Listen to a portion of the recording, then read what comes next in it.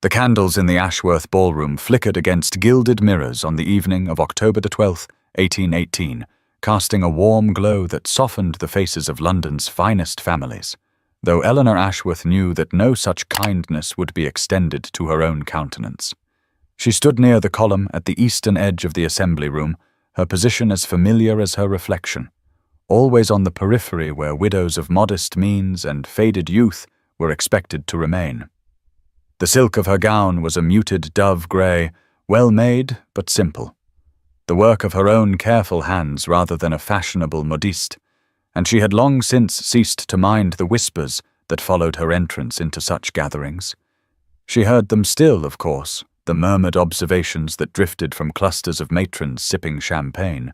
How Mrs. Ashworth had once been pretty in an unremarkable way, but time had been unkind. How 20 years of widowhood showed in every line around her eyes and mouth. How it was admirable she still made the effort to attend, though surely she must know herself quite invisible to any gentleman of consequence. Eleanor had learned to let such words wash over her like rain against stone, eroding nothing because she had already surrendered the ground they sought to claim. She attended these events for one reason alone: her daughter Caroline, who had married just 6 months prior to Mr. Thomas Whitmore, a gentleman of respectable fortune and genuine kindness. Caroline stood now among the young wives on the opposite side of the room, her face bright with laughter, her rose silk gown catching the light as she moved, and Eleanor felt the familiar swell of fierce maternal pride that had sustained her through 2 decades of sacrifice. She had been 22 when her husband died, 3 years wed to a man 30 years her senior who had been kind but never passionate, and she had poured all the love in her heart into the infant daughter left in her care. Society had offered remarriage in those early years, modest proposals from aging widowers seeking a nurse or housekeeper in matrimonial disguise, but Eleanor had chosen independence and dignity over such arrangements. Now, at 42, she knew herself beyond even those lowly considerations. Her hair, once a simple brown, had silvered at the temples. Her figure, though still slender, had lost the suppleness of youth. Her hands showed the evidence of economies, of mending and household work undertaken without sufficient staff. She had made her peace with invisibility, had learned to find her satisfactions in books and gardening, and the quiet pleasure of watching her daughter thrive. The orchestra began a country dance, and Eleanor observed the sets forming, the careful social choreography of partner selection, the fluttering fans and strategic positioning of ambitious mothers. The room smelled of hothouse flowers and expensive perfumes, of beeswax candles, and the faint mustiness of wigs still worn by the older gentlemen. Someone laughed too loudly near the refreshment table. A young woman in white stumbled slightly in the dance and was steadied by her partner. Life continued in its glittering whirl, while Eleanor Ashworth stood witness from the shadows, expecting nothing more than she had learned to expect, which was nothing at all. She had been 19 when she married Mr. Henry Ashworth, a gentleman of adequate fortune and 49 years of age, a man who needed a wife to manage his household and who offered in return respectability and security that her own impoverished family could not provide. Eleanor remembered standing in her modest wedding gown of cream muslin, her mother's hands adjusting the simple veil, her father's relieved expression that his third daughter was finally settled, and she had told herself that affection might grow where passion was not expected, that kindness was perhaps a better foundation than the romantic love she had read about in novels borrowed from the circulating library. Henry had been kind, in his distant way, treating her with the courteous regard one might show a capable housekeeper, and when Caroline was born 10 months after their wedding, Eleanor had found the great love of her life in that squalling, red-faced infant, and decided she needed nothing more. Her husband's sudden death from an apoplexy when Caroline was barely 3 had shocked the neighborhood, but left Eleanor with an unexpected emotion beneath her proper grief. A guilty flicker of relief that she quickly suppressed and never examined too closely. The modest inheritance Henry left was enough for a small household if carefully managed, enough to raise her daughter in genteel poverty, enough to maintain the appearance of respectability while undertaking economies that ladies of higher rank would never consider. She had learned to trim her own bonnets and let out Caroline's gowns as the girl grew, had dismissed all servants except for a cook and a maid of all work, had walked rather than kept a carriage until Caroline's debut season made some show of transportation necessary. Society had largely forgotten her after the first year of mourning, having initially offered those half-hearted proposals from elderly widowers seeking convenient wives, and when she declined them all, the invitations had dwindled to near nothing. She became one of those women who existed on the margins of the social world, acknowledged with distant nods, never cut directly but never truly included, acceptable enough to lend respectability to numbers at a gathering, but not significant enough to merit genuine attention. The years had passed in a quiet blur of maternal devotion, of Caroline's childhood illnesses nursed through long nights, of grammar lessons and watercolor instruction. Eleanor provided herself, of carefully saved coins, eventually paying for a season that had blessedly resulted in Thomas Whitmore's honorable proposal. Now the ballroom swam back into focus before Eleanor's eyes, and she watched. Caroline dancing with her husband, the girl's face bright with the uncomplicated happiness of secure young love, and Eleanor felt the familiar ache of maternal satisfaction mingled with a loneliness she refused to name. She was 42 years old, a widow of 20 years, her youth spent, her purpose fulfilled, her remaining years stretching ahead in a landscape of increasing invisibility, until she would become one of those forgotten old women in rusty black whom no one quite remembered. She had made her peace with this future, or told herself she had, standing by her column in her grey silk gown while the music played and the candles flickered, and life continued for those who still had claim to it. The disturbance in the assembly room's careful social equilibrium occurred at 9:30, announced by a ripple of heightened attention that moved through the crowd like wind across a wheat field, and Eleanor noticed it from her peripheral position the way she noticed most things, as an observer, never expecting to be observed. The Duke of Tremayne had arrived, and even Eleanor, who paid little attention to society gossip, knew something of his story from the whispered conversations she had overheard during the past month.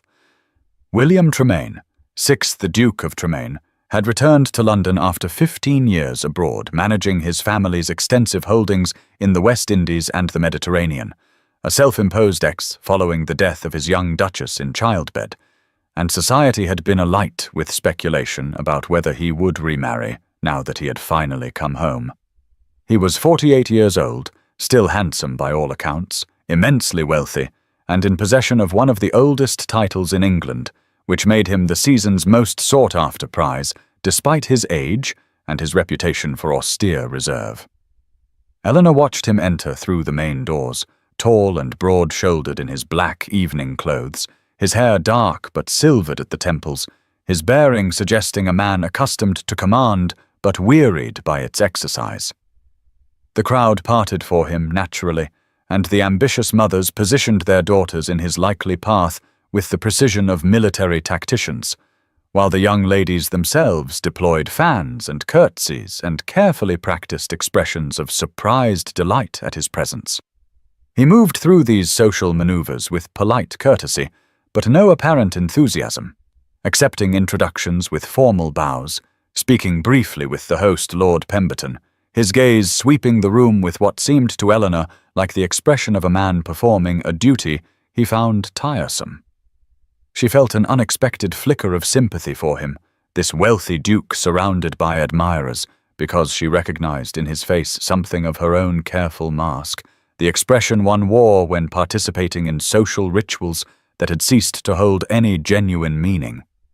His survey of the room continued, passing over the clusters of debutantes and their chaperones, the groups of gentlemen discussing politics near the card-room entrance, the dancers forming sets for the next country dance, and then his gaze reached the eastern wall where Eleanor stood by her column in her grey silk. For a moment that could not have lasted more than 2 or 3 seconds, But that seemed to Eleanor to stretch much longer. His dark eyes met hers across the crowded ballroom, and she saw something shift in his expression, a subtle change she could not name, a focusing of attention that made her breath catch inexplicably in her chest. Then a matron in purple silk stepped into his line of sight with an introduction to her simpering daughter, and the moment broke.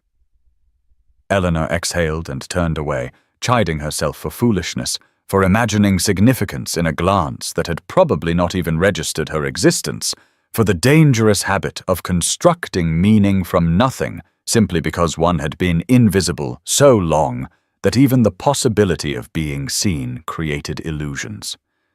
The evening had grown warm, despite the October chill outside, and the press of bodies in the assembly room made the air thick with mingled scents of perfume and candle wax and perspiration masked by lavender water.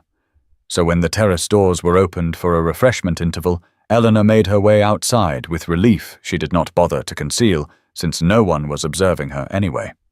The garden beyond the terrace was lit with paper lanterns strung between the trees, their soft light kinder than the brilliant chandeliers inside, and Eleanor found a stone bench partially hidden by a trellis of late-blooming roses and sat down with a sigh that came from deeper than mere physical weariness.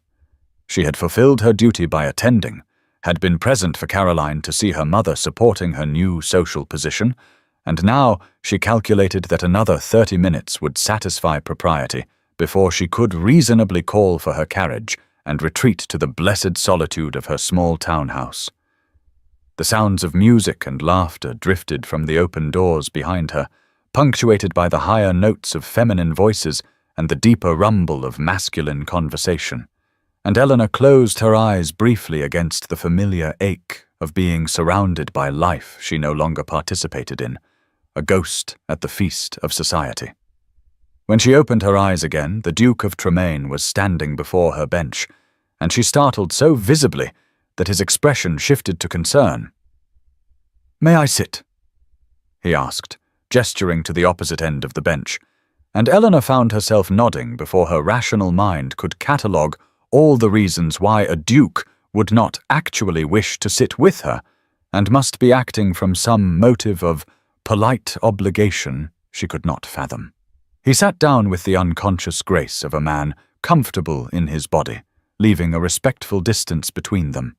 and for a moment neither spoke, while Eleanor's heart beat an uncomfortable rhythm against her ribs.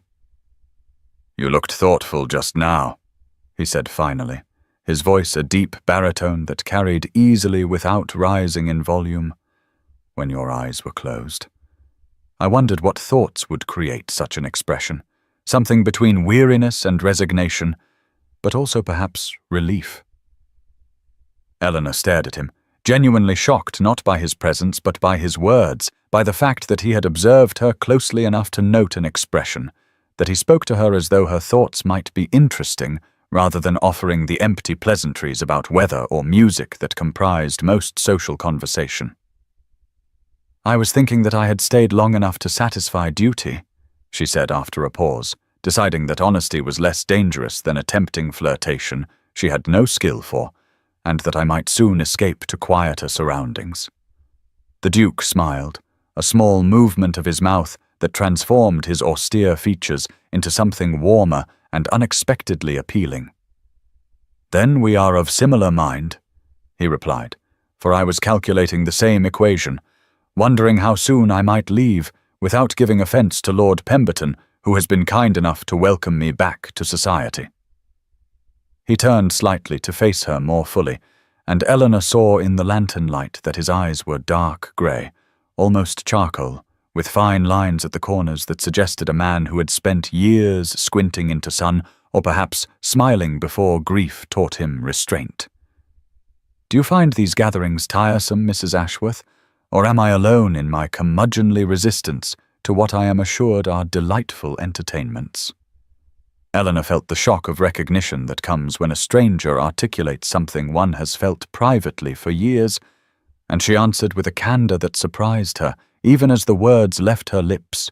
telling him that she found these gatherings exhausting performances where everyone pretended enthusiasm for rituals that served only to display wealth and availability, where conversation was reduced to pleasantries that communicated nothing of substance, where she felt herself moving through prescribed steps like an actor in a play whose plot had long since ceased to interest her. William listened with an attention she could feel physically, his gaze steady on her face in a way that made her simultaneously self-conscious and strangely liberated. And when she finished speaking, he nodded slowly and said that he had thought himself alone in such observations, that everyone he had encountered since his return seemed genuinely delighted by society's offerings, while he felt only a hollow restlessness he could not shake. They spoke then with the easy flow of two people discovering unexpected common ground, their conversation ranging from the superficiality of social performance to the ways grief changed one's relationship with pleasure, and Eleanor found herself saying things she had never voiced aloud, observations about the cruelty of social hierarchies and the particular invisibility imposed on women past youth,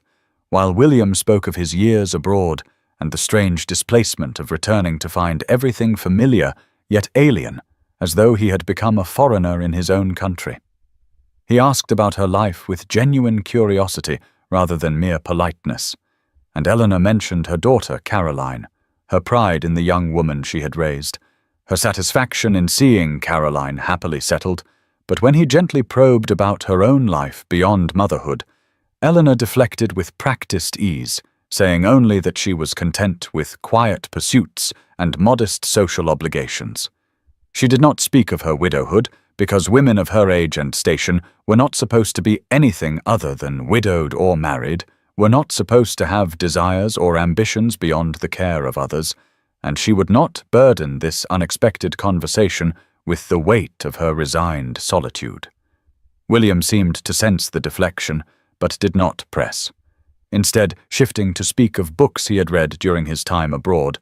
and Eleanor felt herself relaxing into intellectual discussion about literature and philosophy, her mind engaging with ideas rather than social calculation for the first time in longer than she could remember.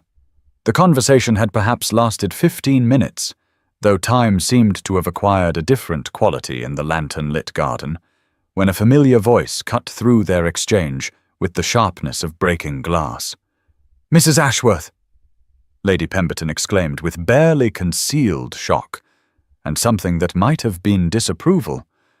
"I did not expect to find you out here. And your Grace, surely you should be inside where the young ladies are so hoping to make your acquaintance after your long absence from society." The matron's round face was flushed with the importance of her mission, her eyes darting between Eleanor and William with an expression that communicated clearly her assessment of the situation, her belief that the Duke was wasting valuable time with an insignificant widow when eligible young women with fortunes and beauty awaited his attention inside. William rose with the smooth courtesy of a man accustomed to managing social situations, thanking Lady Pemberton for her concern and assuring her he would rejoin the company shortly, and though his words were perfectly polite, Eleanor heard beneath them a dismissal that the matron either did not perceive or chose to ignore as she continued to enumerate the many delights awaiting him inside, particularly the presence of Miss Hartwell, whose father owned considerable property in Derbyshire, and whose beauty was much remarked upon this season. Eleanor took the opportunity to stand and move away from the bench, smoothing her skirts with hands that trembled slightly as the enchantment of the past quarter hour dissolved under the cold assessment in Lady Pemberton's eyes, and she murmured something about returning inside herself before slipping past the matron and back through the terrace doors into the brilliant assault of candlelight and noise. She did not look back to see whether William followed Lady Pemberton inside or remained in the garden, told herself it did not matter, because the conversation had been merely a pleasant aberration, a moment out of time that would not and could not be repeated given the vast distance between a duke and a widow of no consequence. Eleanor made her way along the periphery of the ballroom toward the retiring room, her thoughts a jumble of pleasure at having been truly conversed with, and pain at the reminder of her insignificance. And as she passed a cluster of matrons near a marble pillar, she heard her name spoken in a tone of amused speculation. "I cannot imagine what the Duke was thinking," one woman said in a voice that carried despite its lowered volume, "spending so long in conversation with Eleanor Ashworth of all people. Perhaps he has been abroad so long he has forgotten how to identify suitable companions." Another voice, this one belonging to Mrs. Drummond, who had once been friendly before Eleanor's continued widowhood became an embarrassment, replied that perhaps the Duke was simply being kind to a pathetic figure, for surely no man of his station could have any genuine interest in a woman so thoroughly past her prime. Her looks quite faded, and her circumstances so modest she could barely be called gentry. The words landed like physical blows despite Eleanor having heard similar assessments countless times before, and she continued walking with her spine straight and her face composed in the expression of dignified neutrality she had perfected over 20 years of social diminishment. She reached the retiring room and sat before the mirror, seeing reflected back the truth of their words in the silver threads at her temples, the lines bracketing her mouth, the softness of her jaw that had once been firm, the body that had thickened through middle age despite her modest appetite. This was who she was, a woman of 42 whose youth and whatever small beauty she had possessed were long gone, and the fact that a duke had spoken with her kindly changed nothing about that reality. Eleanor repaired her composure, tucked an errant strand of hair back into place, and made her decision to leave immediately, rather than endure another hour of being invisible, or worse, being visible only as an object of puzzled contempt, and she made her way toward the entrance hall to request her carriage, ready to retreat to the safety of insignificance. Eleanor stood in the entrance hall waiting for her carriage to be brought around, her shawl drawn tight against the chill that seemed to emanate from within rather than from the October night air, and she occupied herself by studying the marble floor tiles rather than risking eye contact with the other guests who periodically passed through on their way to or from the ballroom, their laughter and chatter emphasizing her solitude and her decision to retreat from a world that had no place for her. The footman had informed her there would be a delay of perhaps 10 minutes, as her modest hired conveyance had been sent around to the mews to make room for the carriages of more important guests, and Eleanor accepted this small indignity with the same practiced grace with which she accepted all the accumulated slights of her position, telling herself she was foolish to have allowed a single conversation to penetrate the protective resignation she had cultivated so carefully over 20 years. She heard footsteps approaching with purposeful speed and looked up to see William Tremayne striding across the marble floor toward her, his expression intent in a way that made her heart contract with something between hope and alarm, and she glanced behind her to see whom he might be pursuing before realizing with absolute bewilderment that his attention was fixed on her alone. "Mrs. Ashworth," he said as he reached her, slightly breathless as though he had been searching. "I had hoped to find you before you departed. May I have a moment of your time?" Eleanor nodded mutely, unable to imagine what would bring a duke to pursue her to the entrance hall, and William glanced at the footman standing discreetly near the door before gesturing toward a small alcove that offered the illusion of privacy while maintaining perfect propriety. He waited until she had moved into the alcove before speaking again, his voice low but clear as he said that he had found their conversation in the garden the most genuine exchange he had experienced since returning to England, and he would very much like to continue their acquaintance if she would permit it. Eleanor stared at him, searching his face for signs of mockery or misplaced pity, finding neither but still unable to comprehend his meaning, and she said carefully that she had also enjoyed their conversation, and if he wished to call upon her daughter Caroline, she would, of course, be honored to receive him. William smiled then, a small expression that transformed his serious features into something warmer,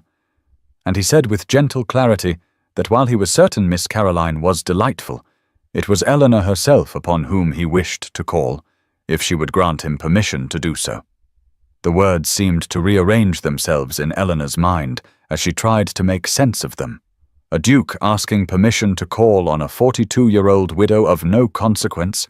and she felt heat rise in her face as she stammered that she lived very quietly in a modest establishment in Bloomsbury and could not imagine why he would wish to visit, her words trailing off as she realized she was essentially arguing against her own desirability. William's expression remained patient, and something else she could not quite identify, something that looked almost like tenderness, as he said simply that he wished to know her better, to continue the conversation they had begun, and would she give him her direction? Eleanor heard herself reciting her address as though from a great distance, her voice sounding strange in her own ears, and William repeated it back to confirm, before saying he would call upon her in 2 or 3 days if that would be acceptable. She nodded, still bewildered, and he reached for her hand with a deliberateness that gave her every opportunity to withdraw, lifting it gently and bowing over it in a gesture that would have been merely formal except for the warmth of his fingers through her glove and the way his thumb brushed across her knuckles in a touch so brief she might have imagined it except for the way her skin seemed to remember sensation. It had not felt in 20 years.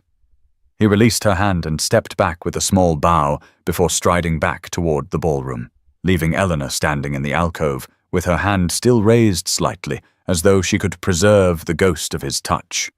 And when the footman appeared to announce her carriage, she moved toward the door in a daze that accompanied her through the short journey home and followed her into restless dreams where she could not tell whether she was being offered hope or being prepared for a more elaborate disappointment than any she had yet endured.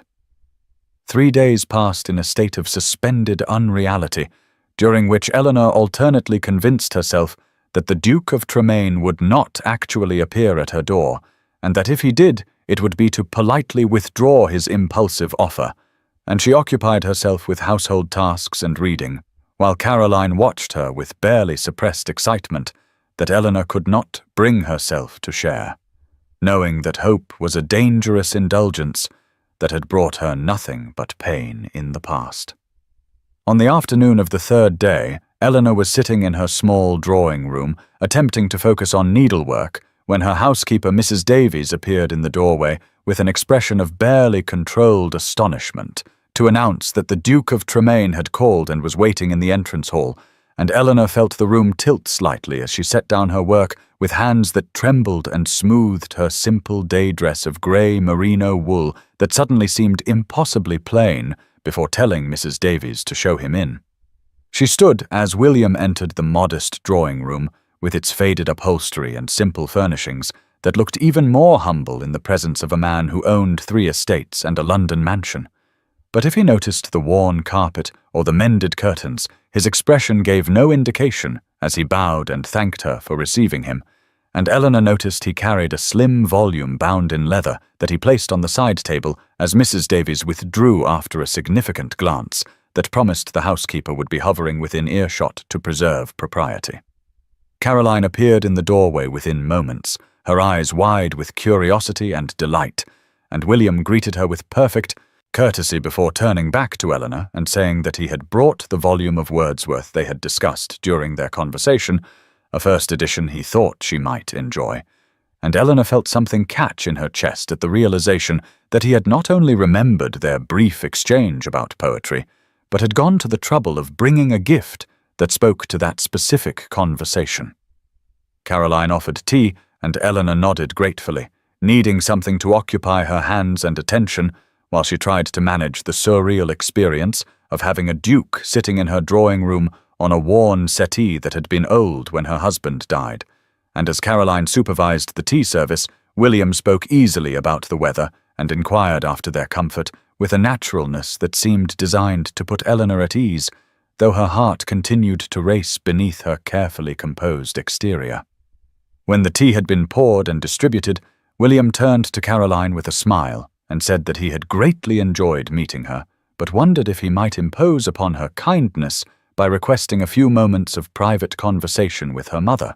the question phrased so courteously that Caroline could do nothing but agree, though her expression as she left the room combined amazement with unmistakable pleasure that her mother was the object of such particular attention. The door closed behind Caroline, and Eleanor found herself alone with William. in a silence that felt charged with possibility and danger, and when she dared to meet his eyes, she found him watching her with an expression of such focused attention that she felt seen in a way that was both thrilling and terrifying, as though he could perceive not just her physical presence, but the thoughts and fears and half-acknowledged hopes that she had kept buried for 20 years beneath the protective armor of resignation. William leaned forward slightly in his seat, his teacup balanced in long fingers that looked accustomed to holding far more substantial things than delicate porcelain, and he said with quiet directness that he hoped she would tell him something of herself, of her life these past years, if she felt comfortable doing so. Eleanor felt her breath catch at the intimacy of the request, at being asked to speak of herself as though her experiences held value worth knowing, and she found herself speaking haltingly at first about her years of widowhood,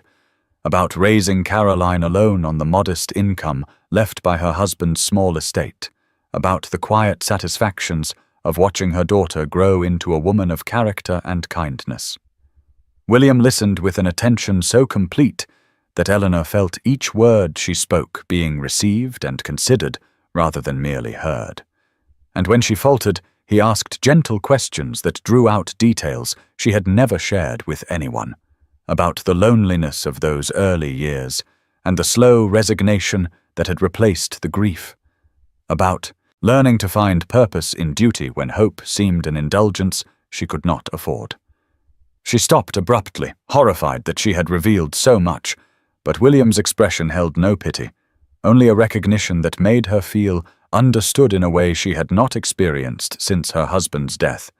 and he said quietly that he knew something of that particular loneliness, that particular reshaping of oneself around absence. He told her then about his own wife, about a marriage contracted young between two people who held genuine affection for each other, but had not yet learned what love might become given time,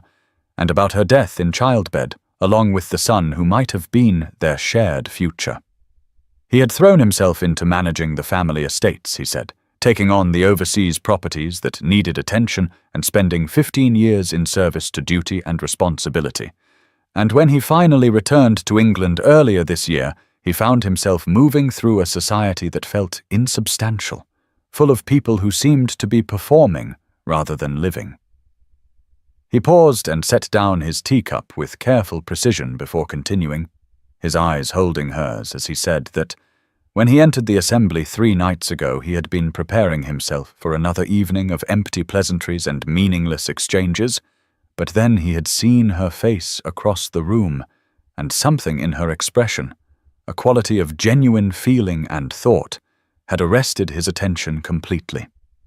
He said he had watched her standing at the periphery observing the dancers, and had seen in the set of her shoulders and the slight sadness of her smile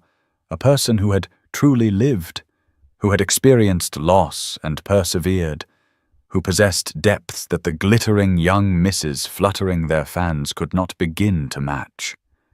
Eleanor felt tears prick at her eyes and looked down at her own teacup to hide them, overwhelmed by hearing herself described as someone worth noticing rather than someone who had faded into irrelevance. And William's voice gentled further as he said he had sought her out in the garden precisely because he wanted to know the person behind that expressive face.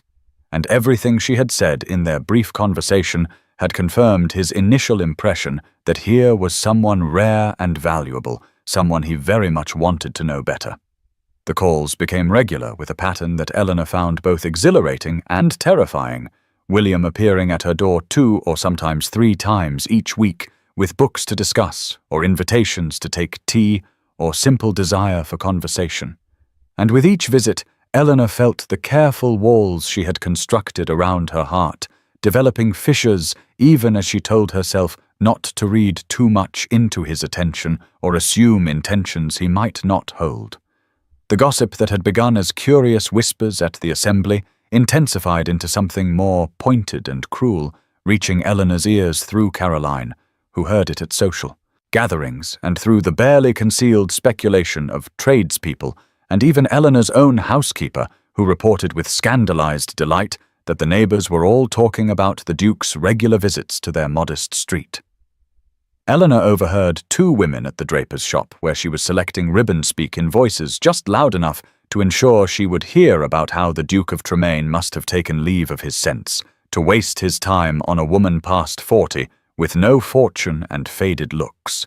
and one suggested with malicious certainty that Mrs. Ashworth must be more cunning than she appeared to have ensnared such distinguished attention. Caroline defended her mother with fierce loyalty whenever such comments reached her directly, and her husband supported her efforts, but Eleanor knew that her daughter's social position could be damaged by association as with a mother who was becoming the subject of ridicule, and this knowledge added weight to her growing internal turmoil about what exactly William intended by his continued attention. She found herself caught between wild hope that his visits meant what her heart desperately wanted them to mean, and the more familiar voice of resignation that insisted a duke could not possibly be courting a woman like her, that he must simply be lonely after his years abroad and seeking intellectual companionship without romantic intent, that she was a fool to imagine herself as anything other than a temporary diversion before he turned his attention to the young, eligible women who would make appropriate duchesses. At night, Eleanor lay awake, analyzing every word of their conversations and every expression that had crossed William's face, searching for evidence that would settle the question one way or another, but finding only ambiguity that left her suspended in uncertainty. During his visits, William seemed utterly unconcerned with the growing scandal, speaking to her with the same focused attention and genuine interest that had characterized their first conversation, asking her opinions on matters of philosophy and literature and estate management, with a respect that suggested he valued her thoughts, but he had not spoken directly of his intentions, or given her any clear indication of whether his feelings extended beyond friendship. Eleanor found herself unable to ask, terrified that voicing the question would shatter whatever this fragile thing between them was, and force a clarification that might reveal her hopes as delusions. And so she remained in a state of suspended waiting, while London society watched and whispered and formed judgments about the aging widow who had somehow captured the attention of one of England's most eligible peers. William arrived at her townhouse on a bright October morning when the air carried a crispness that promised the full arrival of autumn, and he asked with careful formality if she would do him the honour of accompanying him for a walk in Hyde Park, and Eleanor felt her stomach tighten with anxiety at the prospect of appearing in public at his side, where all of London society took its daily exercise and observation. She hesitated long enough that William noticed, his expression growing concerned as he asked if the invitation made her uncomfortable, and Eleanor found she could not dissemble or pretend indifference when his eyes held such genuine care, so she admitted quietly that she would be honoured to walk with him, but that she feared the attention such an appearance would draw. William's jaw tightened slightly, and he said with quiet firmness that he would not subject her to anything she did not wish to endure, but that he hoped she might trust him to stand beside her against whatever foolish opinions others might hold, and there was something in his steady gaze that made Eleanor find her courage and accept. The park was beautiful in the late morning light, the trees beginning their transformation into gold and crimson, and as they walked along the Serpentine, with Eleanor's hand resting lightly on William's arm, she found their conversation flowing as easily as it did in her drawing-room, ranging from a book of philosophy he had lent her to questions about managing tenant relations on his northern estates to her observations about the changing character of London society. For long stretches Eleanor could almost forget they were being watched, could lose herself in the pleasure of William's company and the simple physical reality of walking beside him, feeling the solid strength of his arm beneath her gloved hand and matching her steps to his longer stride. But the illusion of privacy could not be maintained against the reality of stares that followed their progress and the whispers that rose in their wake like wind through dry leaves. Eleanor saw women she had known for years, women who had once included her in their circles when she was a young wife,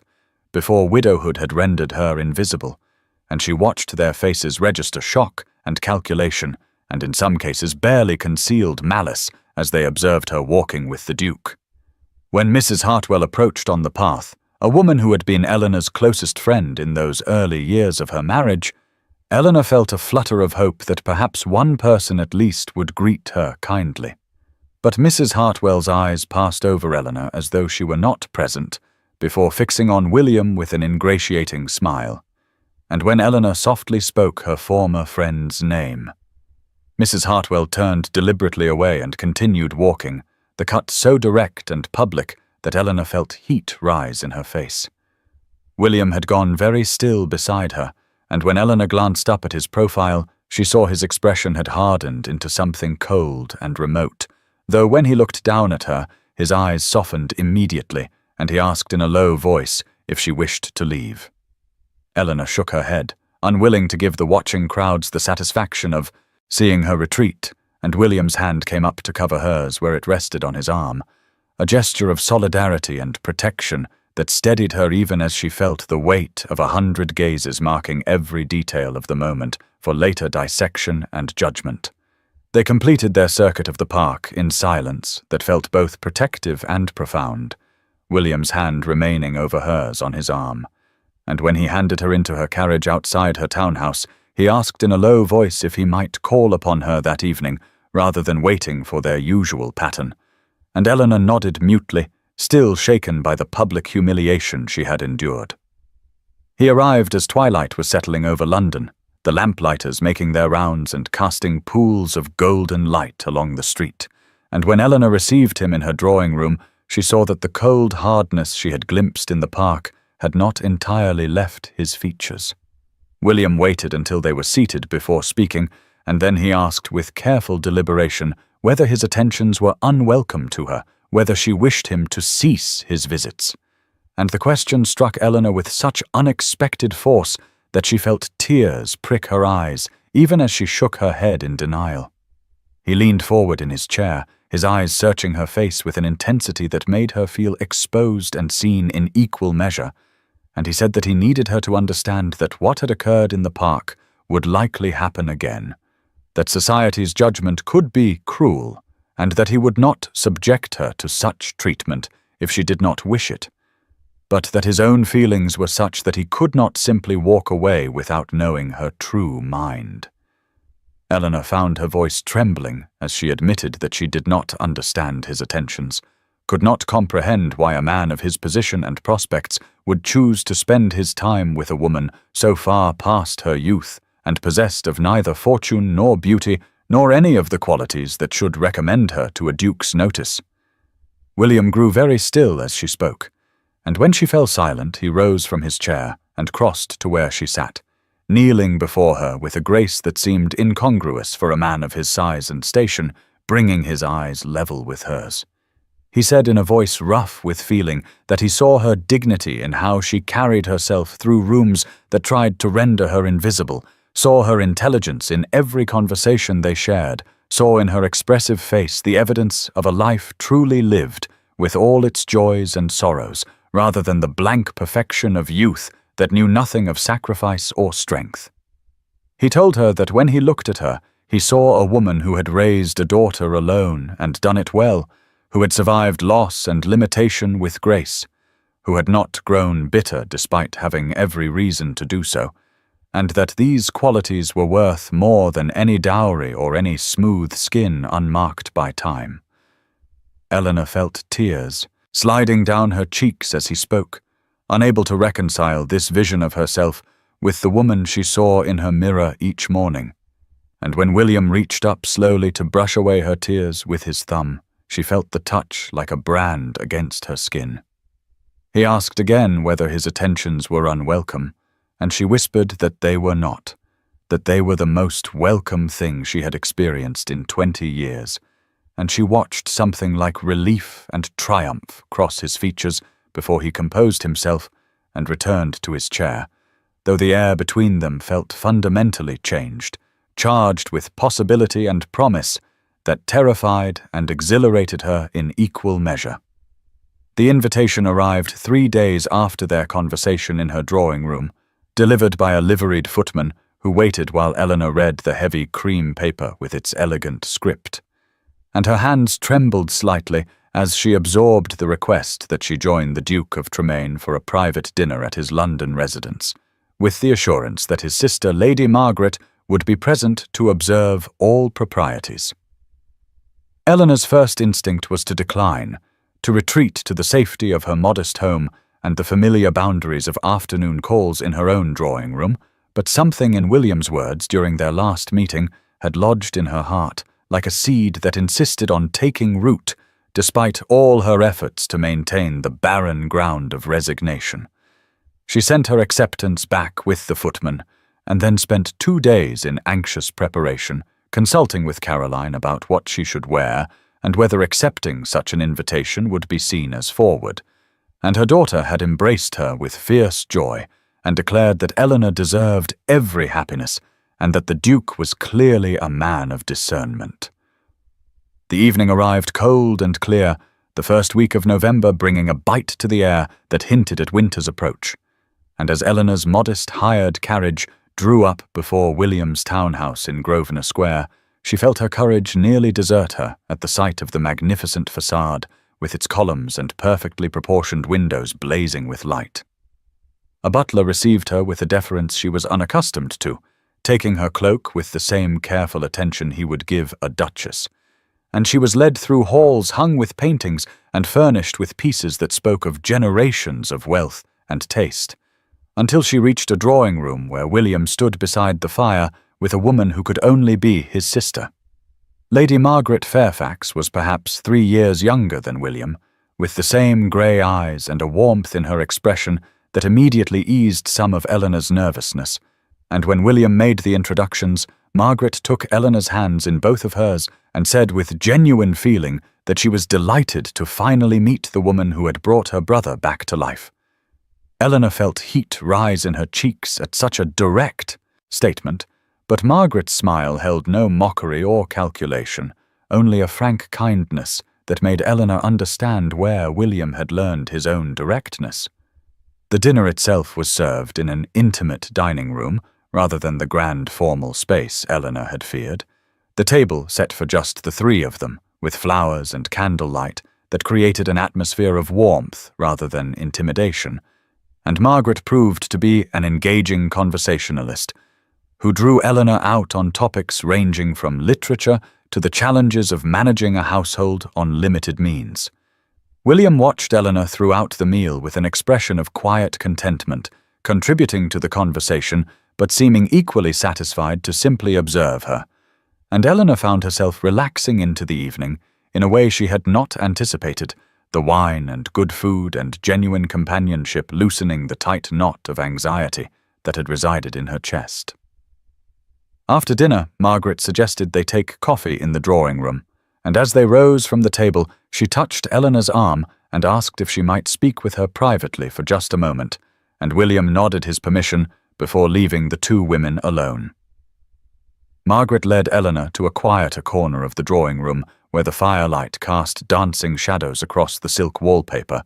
and she turned to face the older woman with an expression of such earnest warmth that Eleanor felt her remaining defences begin to crumble. Lady Margaret said softly that she hoped Eleanor would forgive the presumption of what she was about to say, but that she felt compelled to speak plainly because she had observed something in the past weeks that filled her with both joy and concern. She told Eleanor that William had been merely existing rather than living since his return to England, going through the motions of his duties with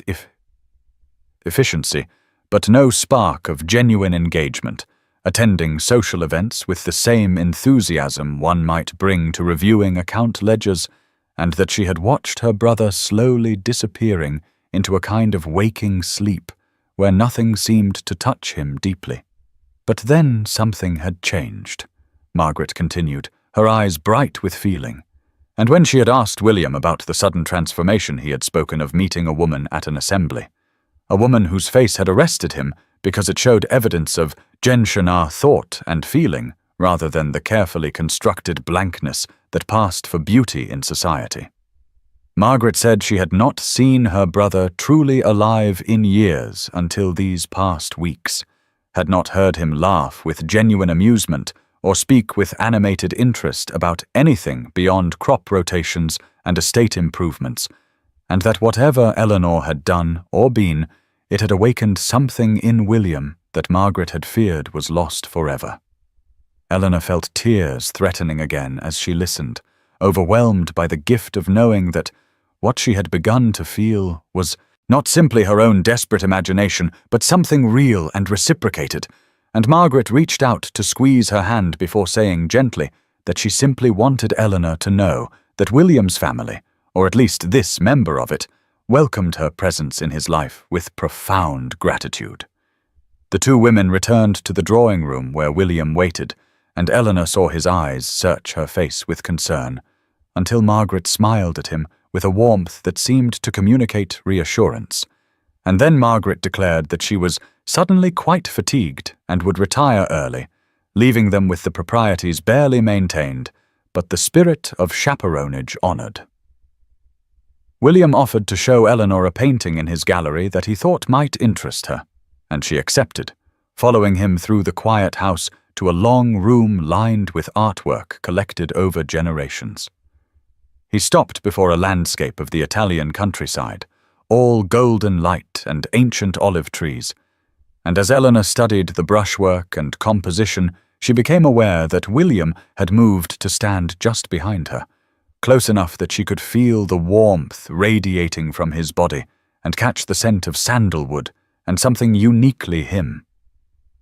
They stood in silence for a long moment, and then Eleanor felt rather than saw his hand rise slowly, giving her every opportunity to step away, and his fingers touched a strand of her hair that had escaped its pins, the silver catching the candlelight from the sconces along the wall. He said in a voice low and rough with feeling that it was beautiful, like moonlight made tangible, and Eleanor froze completely, every nerve in her body focused on that single point of contact where his fingers held her hair. Eleanor had believed herself prepared for social cruelty after 20 years of navigating society's margins, but nothing could have fortified her against the confrontation that occurred at Lady Pemberton's musicale 4 days after the evening at William's townhouse. She had attended only because Caroline insisted, and she stood near the refreshment table during the interval between performances, her cup of tea growing cold in her hands as she observed the glittering assembly and tried not to think too often of how William's fingers had felt against her hair, or the way his voice had roughened when he called it beautiful. She noticed a young man approaching with purposeful strides, his expression set in lines of barely contained anger,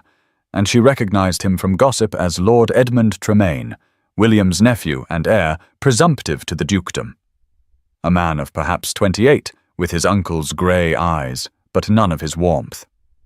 Edmund stopped directly before her with a lack of courtesy that immediately drew attention from nearby guests, and he said in a voice pitched to carry that he wished to speak with Mrs. Ashworth about a matter of family concern. Eleanor felt her stomach clench with dread, but she maintained her composure and inclined her head, waiting for the blow she sensed coming, and Edmund wasted no time in delivering it with the precision of a blade designed to wound. He said that he felt it his duty to inform her that the Duke of Tremayne was a man of considerable fortune whose affections had been sought by many families of distinction, and that he found it remarkable that a woman of her age and circumstances should suddenly attract such marked attention from his uncle. The words hung in the air like poison, and Eleanor heard the gasps and whispers rippling outward from their position as other guests absorbed the implication. The direct accusation of fortune hunting delivered with a veneer of civilized concern. She felt heat flood her face, but she kept her voice steady as she replied that the Duke's friendship had been entirely unsolicited on her part, and that she had given Lord Edmund no cause to question her integrity.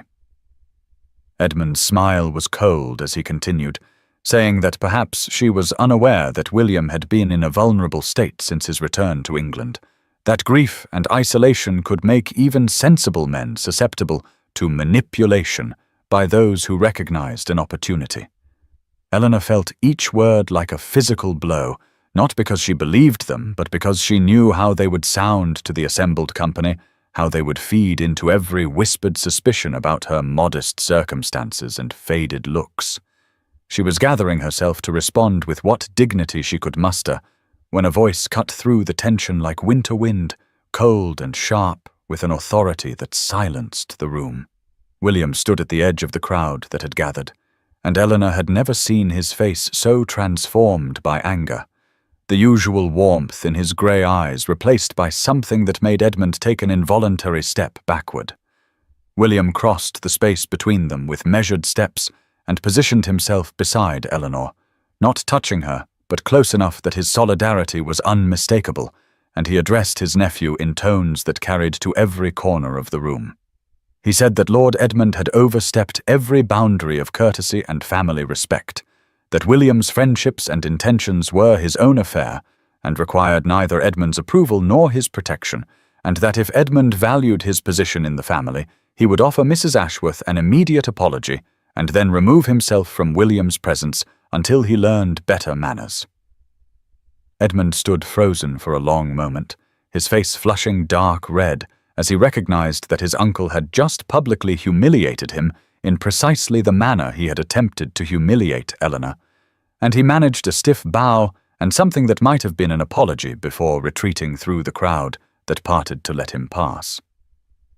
William remained at Eleanor's side as the whispers swelled around them, and he offered her his arm with such calm dignity that she took it automatically, allowing him to escort her through the musical audience and out into the entrance hall, where the cool air provided relief from the suffocating atmosphere of scandal and speculation.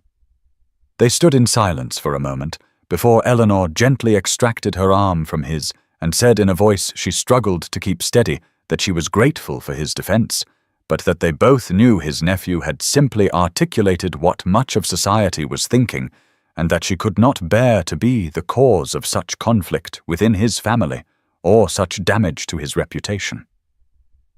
William turned to face her fully,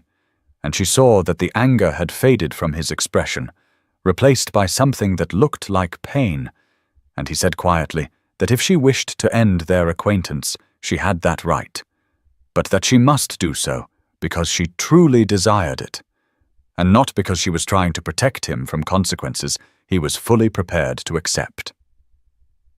Eleanor felt tears threatening, and she blinked them back fiercely because she would not add public weeping to the evening's humiliations, and she told him that what she desired was irrelevant when measured against the cost to him, the family discord and social ridicule that would only intensify if their friendship continued.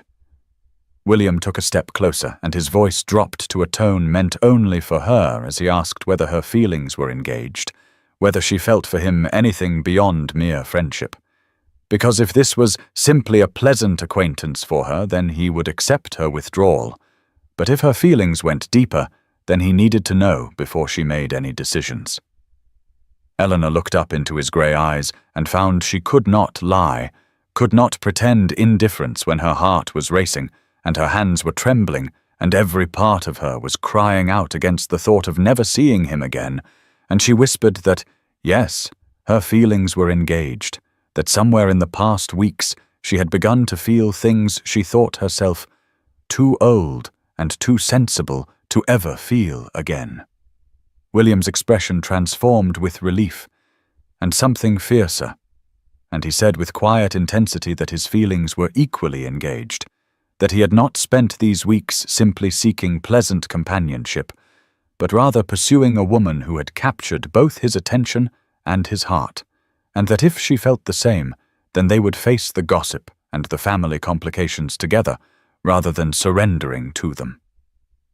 Eleanor shook her head and said he did not understand the depth of opposition he would face, that his nephew represented only the beginning of what would become a sustained campaign to separate them, and that she had lived too long on society's margins not to know how vicious and relentless such campaigns could become. William replied that perhaps she did not understand that he had spent 15 years abroad managing complex political situations and navigating genuine dangers, and that he was not a man easily deterred by whispers and disapproval, especially not when what he wanted was standing before him trying to sacrifice her own happiness for his supposed benefit. Their first real argument unfolded there in the entrance hall, voices rising slightly as Eleanor insisted he was underestimating the cost, and William countered that she was underestimating his determination and commitment. The argument dissolved into something quieter and more vulnerable when William suggested they move to a small sitting room that Lady Pemberton kept for guests seeking privacy, and there, in that space lit by a single lamp, he guided Eleanor to a settee and took the seat beside her, rather than maintaining the formal distance that propriety demanded. He was silent for a long moment, and Eleanor saw him gathering himself for something difficult. And when he finally spoke, his voice carried a weight of memory that made her turn to face him fully. He told her about his late wife, Catherine, a marriage arranged between their families when he was 25 and she was 19, a union born of duty and expectation rather than passionate attachment, though they had developed genuine affection over their 3 years together. Catherine had been beautiful in the way society valued, golden-haired and delicate-featured, accomplished at all the arts expected of a duchess. And William had been fond of her, and she of him, in that comfortable way of two people fulfilling the roles assigned to them. She had died delivering their stillborn son, both lives lost in a single terrible night. And William had retreated into grief, and then into duty, accepting a diplomatic posting abroad that kept him away from England and its memories for 15 years. He described returning to London society and finding it earthly as he had left it, the same shallow conversations and calculated maneuvers and endless positioning for advantage, and how he had felt like a ghost moving through a world that no longer held meaning for him. Then he had seen Eleanor across Lady Harrington's ballroom 2 months ago, and something in her face had arrested him completely, a quality of thoughtful presence that suggested an actual person resided behind the eyes, rather than simply a performer of social rituals. William turned to look directly at Eleanor as he continued, his grey eyes intent and serious, and he told her that what he saw when he looked at her were the evidences of a life truly lived rather than merely performed. He saw the fine lines at the corners of her eyes and knew they came from years of smiling at her daughter, from squinting over books read late into the night, from all the small joys and sorrows that marked a woman who had felt things deeply. He saw the silver threading through her dark hair and thought it beautiful because it spoke of time past and wisdom earned. He saw the way she carried herself with quiet dignity, despite her modest dress and peripheral position in society, and he recognized in that dignity a strength of character that had nothing to do with wealth or status. He told her that his marriage to Catherine had been pleasant but not transformative, that he had cared for her but never felt this sense of being truly known by another person, and that perhaps he needed these years of life and loss behind him to be capable of recognizing and valuing what he saw in Eleanor. His voice roughened slightly as he admitted that he had thought himself content with memory and duty until he looked across a ballroom and saw a woman whose face showed evidence of courage and resilience and depth, and that in the week since he had come to need her presence the way he needed air and light. Eleanor felt tears sliding down her cheeks and did not try to stop them, and William reached up slowly to catch one on his fingertip. Eleanor's own vulnerability rose in response to his, and she found herself speaking truths she had barely allowed herself to think in the 20 years since her husband's death. She told William that she had been 19 when she married Thomas Ashworth, a man of 52 who had wanted a young wife to brighten his final years, and that their 3 years together had been marked by kindness and companionship, though not the passionate attachment of fairy tales. When Thomas died, she had been 22 years old with an infant daughter and barely enough income to maintain a modest household, and society had made clear that her value had ended with her husband's life. She described the slow process of becoming invisible,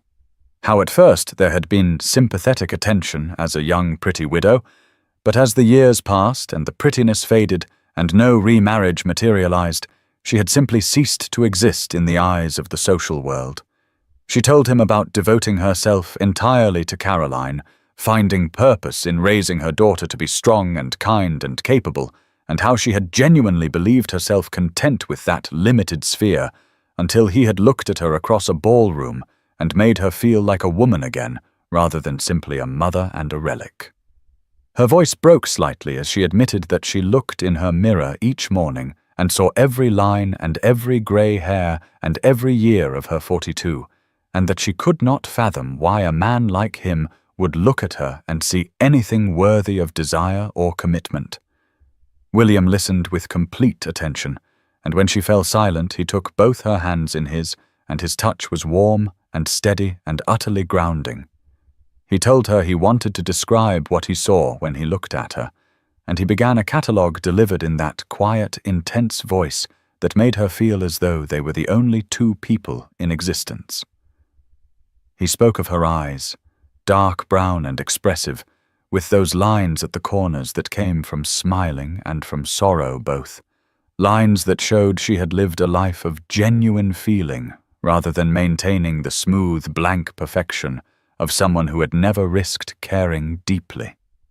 He described her hands, capable and graceful, hands that had held a baby and managed a household and turned pages of books late into the night, hands that showed their history in every small mark and told him she was a woman who did things rather than simply existing ornamentally. He spoke of the way she held herself, the quiet dignity in her posture that never wavered whether she was entering a ballroom or facing his nephew's cruelty, a strength of character that he found infinitely more beautiful than any arrangement of features.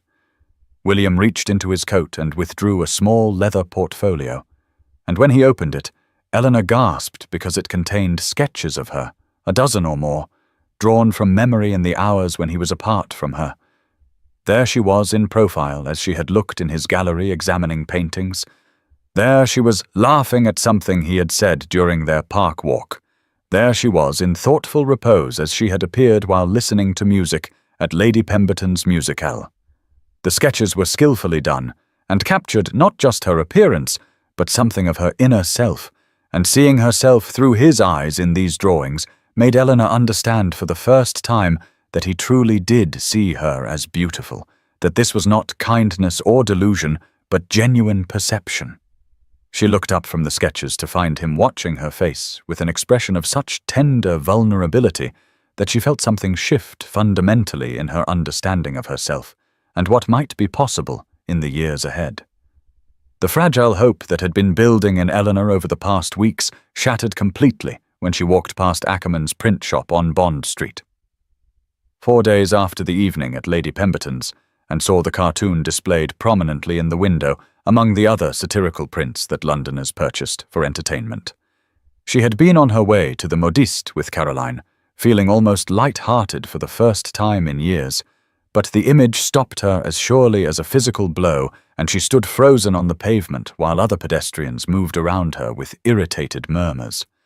The cartoon depicted a wizened crone in an outmoded gown clutching the arm of a distinguished gentleman whose coronet marked him clearly as a duke,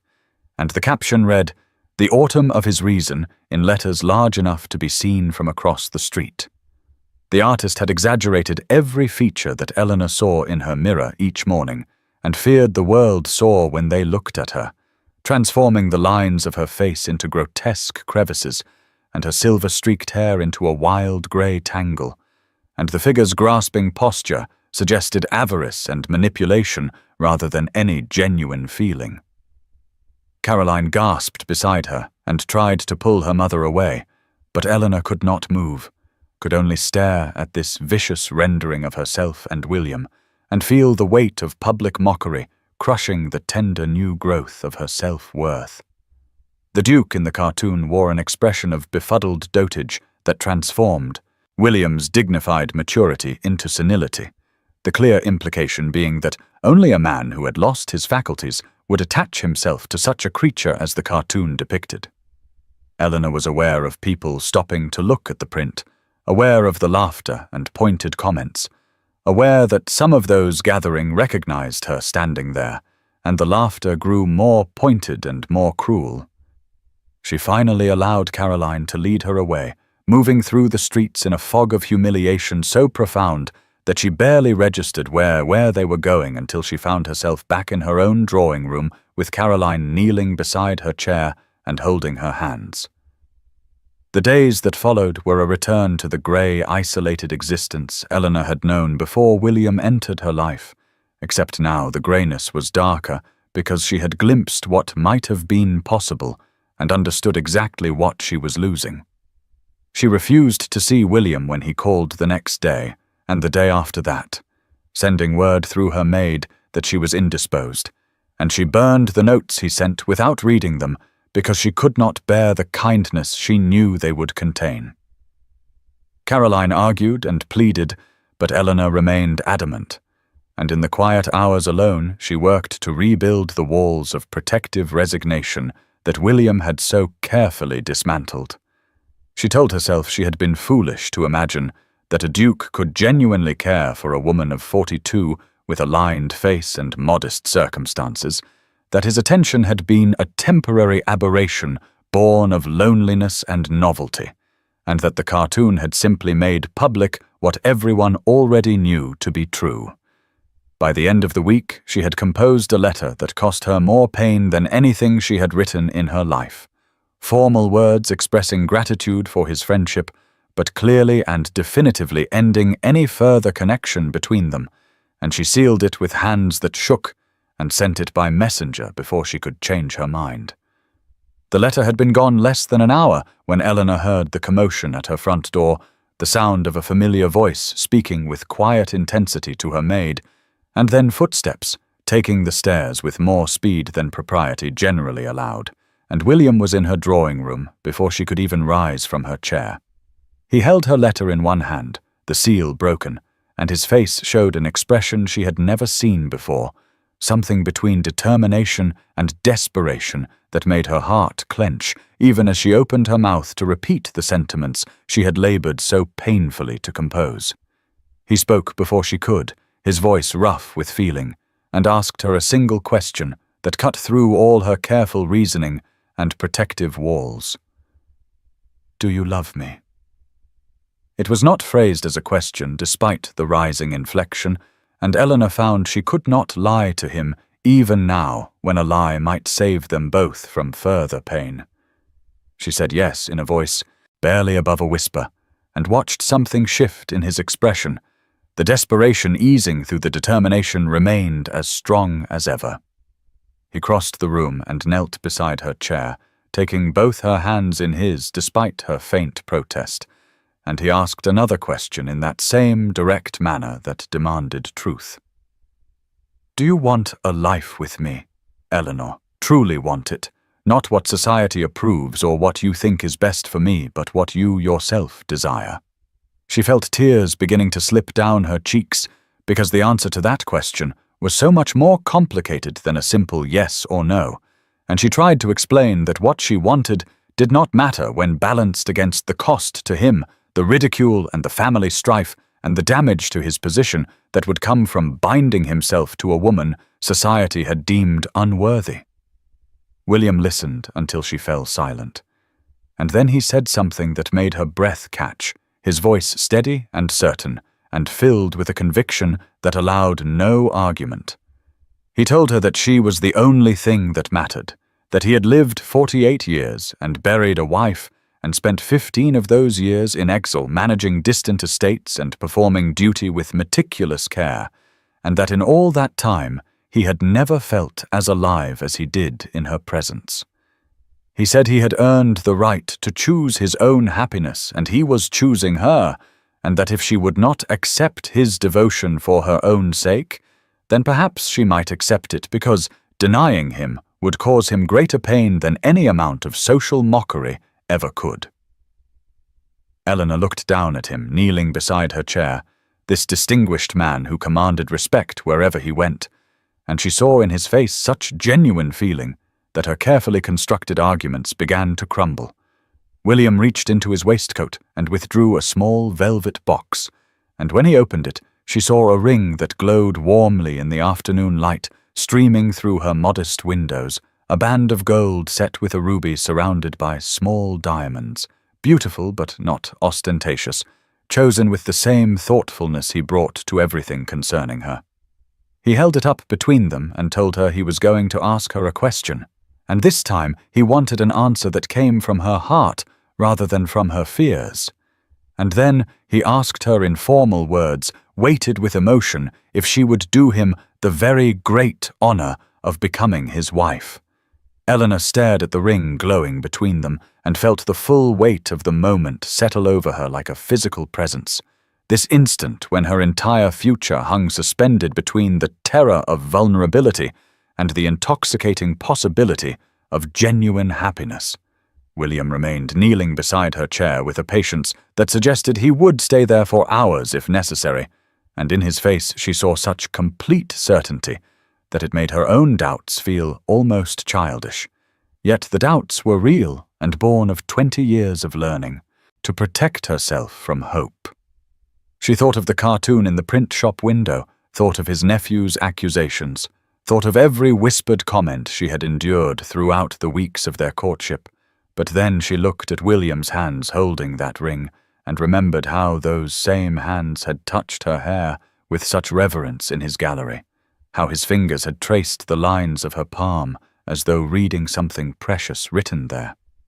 He had asked her to marry him, to become his wife and Duchess, to step fully into the visibility she had spent 2 decades avoiding, and the enormity of what he offered terrified her precisely because she wanted it so desperately. She opened her mouth and found her voice came out trembling, asking him if he truly understood what he was choosing, reminding him that she was 42 years old with silver threading through her hair and lines marking every year of her widowhood visible on her face, that she came with no fortune or connections to enhance his position, that society would mock him, and his family would resent her,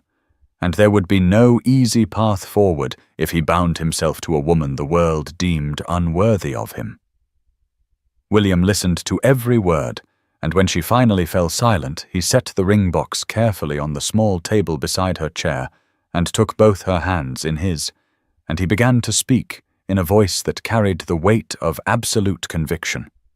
He told her that he was not choosing blindly or impulsively, but with full awareness of exactly who she was,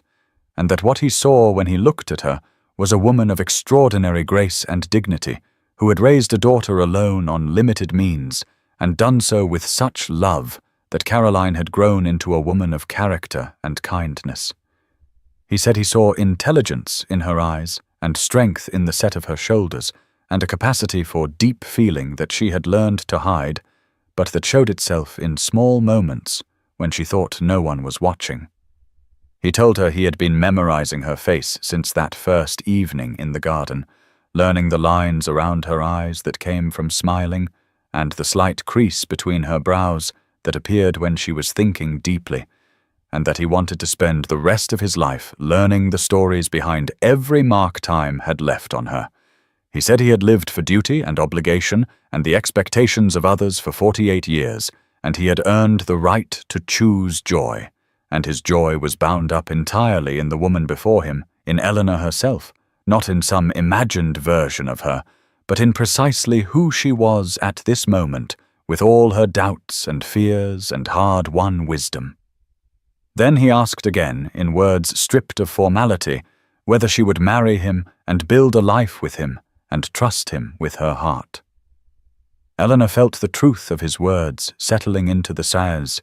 where her doubts had lived for so long,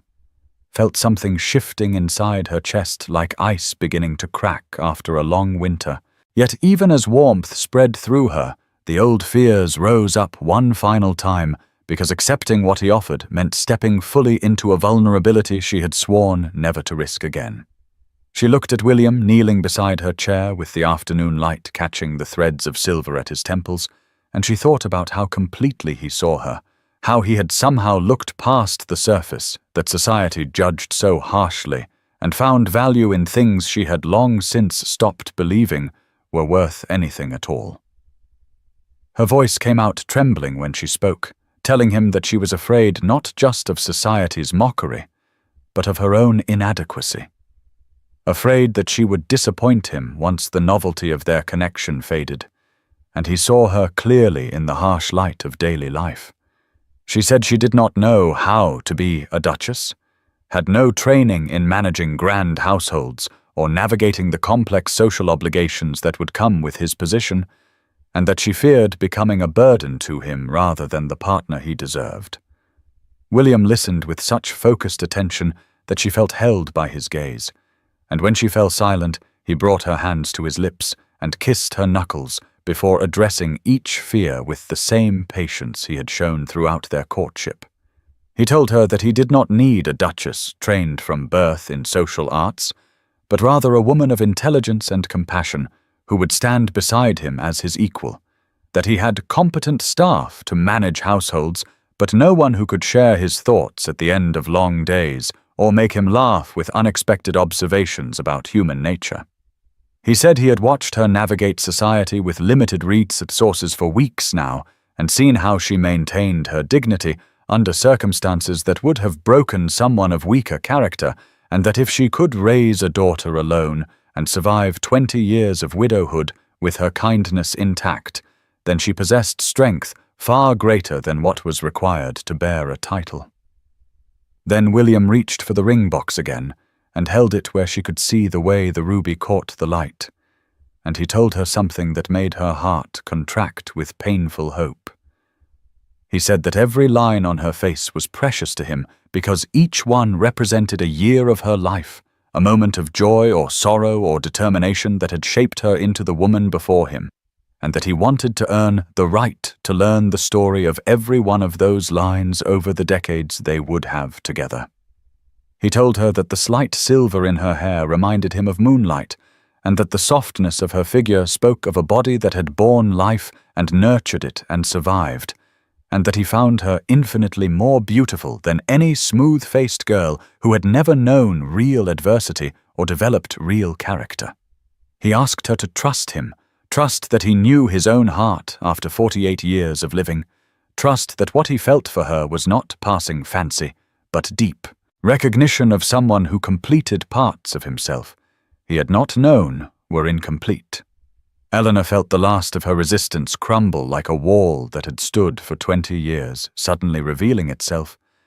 to be made of sand rather than stone, and she realized that all her careful defenses had been built to protect a heart that was weary of protecting itself, a heart that wanted nothing more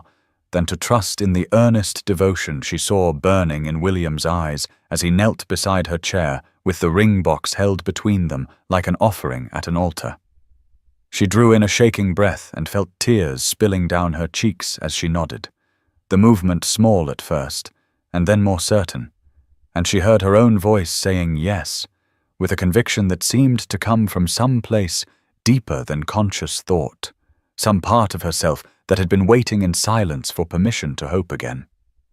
William's face transformed with such open joy that it took her breath away, and he rose from his knees in one fluid movement to pull her up from her chair and into his arms, holding her against his chest with a fervor that spoke of relief and triumph and tender possession all at once. Eleanor felt the solid warmth of his body against hers and realized she was trembling, realized that 20 years of being untouched had left her half-starved for exactly this kind of closeness. And when William drew back just enough to frame her face with his hands, she saw in his expression the same hunger she felt, the same desperate need for connection that transcended mere physical desire and reached into the realm of souls recognizing their completion in one another. He lowered his head slowly, giving her time to understand his intention, and then his lips met hers in a kiss that began with the tentative gentleness of a question and deepened into an answer, as Eleanor responded with a passion she had thought long dead. His mouth moved over hers with increasing confidence as she kissed him back, her hands coming up to grip his shoulders for balance, as the world seemed to tilt and reform itself around this new reality where she was wanted and cherished and claimed by a man who saw her true worth. When they finally broke apart, both were breathing hard, and William rested his forehead against hers, while his thumbs traced the dampness of tears on her cheeks, following the lines that bracketed her mouth and the soft creases at the corners of her eyes, with a reverence that made her feel like something precious being catalogued and memorized. He whispered her name like a prayer and told her he loved her, the words simple but weighted with such sincerity that Eleanor felt them settle into her chest and take root there, pushing out the last shadows of doubt that had lingered in the corners of her heart. She told him she loved him too, her voice breaking on the words, and watched his eyes close briefly as though savouring the sound of her confession. Then William was sliding the ring onto her finger, the ruby catching the afternoon light and glowing like a coal against her skin, and Eleanor stared at it through her tears, thinking that she had never owned anything so beautiful or so significant, this visible symbol of a promise that seemed too wonderful to be real, yet was undeniably solid and present on her hand. William insisted on proceeding with every proper formality, despite the unconventional nature of their match, and Eleanor found herself moved to tears when he appeared at her townhouse the very next morning with a request to speak formally with Caroline and her husband Thomas. Caroline had embraced her mother with fierce joy upon learning of the engagement the previous evening, but now she sat in the drawing-room with Thomas beside her, looking slightly awed as the Duke of Tremayne asked their blessing to marry Eleanor, his manner so respectful and sincere that Thomas stammered his enthusiastic consent, while Caroline wept openly and told William that she had never dared hope her mother might find such happiness again. William thanked them both with genuine warmth and then pulled a folded document from his coat, explaining that he had already instructed his solicitors to draw up settlements that would provide generously for Caroline and any future grandchildren, wanting Eleanor to know that her daughter's security would never be a concern. The gesture touched Eleanor deeply because it showed how thoroughly William understood her heart, how he recognized that her greatest vulnerability had always been her fierce maternal protectiveness and limited means to ensure Caroline's future. Within 2 days, the formal announcement appeared in the Morning Post and the Times, the stark black print declaring the engagement between William Arthur Tremayne, Duke of Tremayne, and Mrs. Eleanor Ashworth, widow of the late Mr. James Ashworth. Eleanor stared at her name in the newspaper and felt the surreal weight of seeing her private joy transformed into public knowledge, knowing that every drawing-room in London would now be discussing the match over breakfast tables and afternoon tea. The immediate reactions arrived swiftly in the form of calling cards and notes, and Eleanor was astonished to find the responses more varied than she had anticipated. Yes, there were the expected expressions of shock and disapproval, the pointed absence of acknowledgement from certain society matrons who had already made their disdain clear,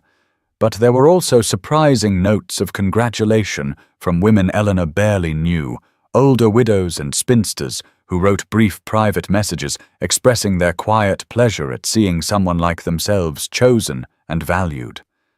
One note in particular moved her to tears, written by a widow of 55, who said she had spent 15 years believing her life was over and that Eleanor's engagement had given her permission to hope again. William's male acquaintances seemed largely supportive, or at least respectfully neutral. Many, having known him long enough to trust his judgment, and Eleanor overheard Thomas telling Caroline that several gentlemen at his club had remarked approvingly that Tremayne had always been his own man, and that any woman who could capture his genuine regard must possess extraordinary qualities.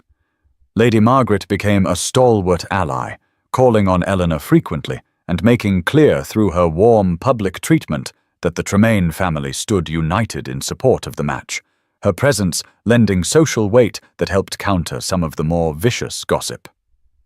Eleanor felt herself standing at a threshold between her old life of invisibility and some new existence she could barely imagine, wearing William's ring on her finger like a talisman against doubt. And though she still heard the whispers and saw the disapproving stares, she found they had lost some of their power to wound her, because she now had something more substantial to hold on to than the good opinion of people who had never truly seen her at all. The Wetherby Ball came just 10 days after the announcement appeared in the papers, and Eleanor stood before her, looking-glass feeling her hands tremble as her lady's maid fastened the clasp of the new sapphire necklace William had sent that morning with a note saying the stones matched her eyes and he wanted her to wear something that reflected how he saw her. The gown was new as well, a deep midnight blue silk that Margaret had helped her select, more elegant than anything Eleanor had worn in 20 years, and as she studied her reflection, she tried to see herself as William claimed to see her, rather than as the invisible widow she had been for so long. When William arrived to collect her in his carriage, his face lit with such open admiration that Eleanor felt some of her anxiety ease, and he handed her up into the equipage with a possessive tenderness that made her feel cherished rather than merely escorted. The entry into the ballroom was exactly as difficult as Eleanor had anticipated, a ripple of awareness spreading through the crowd as they were announced together, conversations pausing mid-sentence as heads turned to observe the Duke of Tremayne and his improbable fiancée making their first public appearance as an engaged couple. Eleanor felt the weight of hundreds of eyes assessing her, cataloguing every line on her face and every silver thread in her hair, measuring her against decades of precedent about what manner of woman should stand beside a duke, and she heard the whispers even though people made only token efforts to lower their voices. William seemed entirely unbothered by the attention, keeping Eleanor's hand firmly tucked into the crook of his arm and steering her through the crowd with calm assurance, stopping to greet acquaintances and introducing Eleanor with such evident pride that she found herself standing straighter despite her discomfort. The evening unfolded in a series of small encounters that ranged from awkwardly polite to genuinely warm, and Eleanor noticed that while some matrons turned away with tight, disapproving expressions, others offered tentative smiles and congratulations that seemed sincere. William never left her side, his presence a steady anchor in the churning social waters,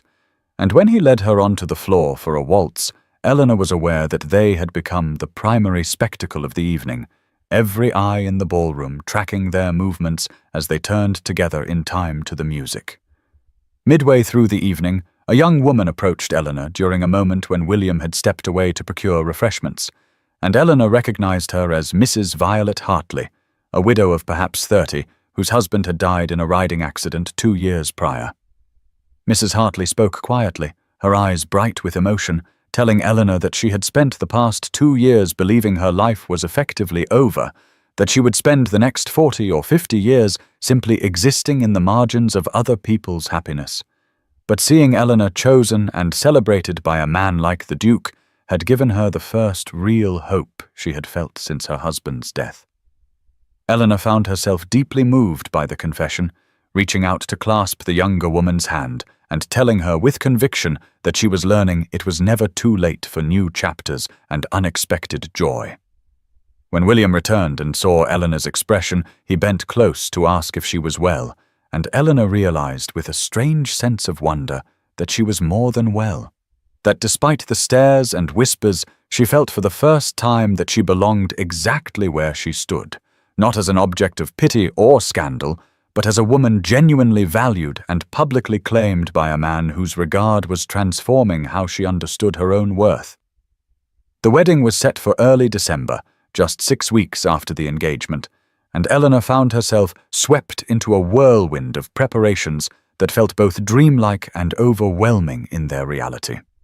William had suggested an intimate ceremony in the private chapel on his country estate, with only close family and a handful of dear friends, sparing Eleanor the ordeal of a grand London wedding that would have turned their union into a public spectacle for hundreds of curious or critical observers. Lady Margaret took Eleanor under her wing with genuine sisterly affection, insisting on accompanying her to the modiste for a trousseau, and Eleanor felt strange and wonderful, selecting gowns and underthings with an eye toward being seen and touched by a man who desired her. The wedding dress itself was created in palest ivory silk rather than white, appropriate for a widow remarrying, with delicate silver embroidery at the hem and sleeves that caught the light like frost. When the dress was ready for its final fitting, Eleanor stood in the modiste's private salon, surrounded by mirrors. Seeing herself reflected from every angle in the elegant gown that transformed her modest, frame into something unexpectedly graceful. She was studying her reflection with a mixture of pleasure and lingering disbelief, when the door opened behind her and William entered, having arrived early to collect her, and the modiste started to protest that the groom should not see the dress before the wedding, but William waved away the superstition with an easy smile. He moved to stand directly behind Eleanor, so that she could see him in the mirror over her shoulder, his tall frame making her appear almost delicate by contrast, and his eyes met hers in the looking-glass with such unguarded warmth that Eleanor felt her breath catch in her throat.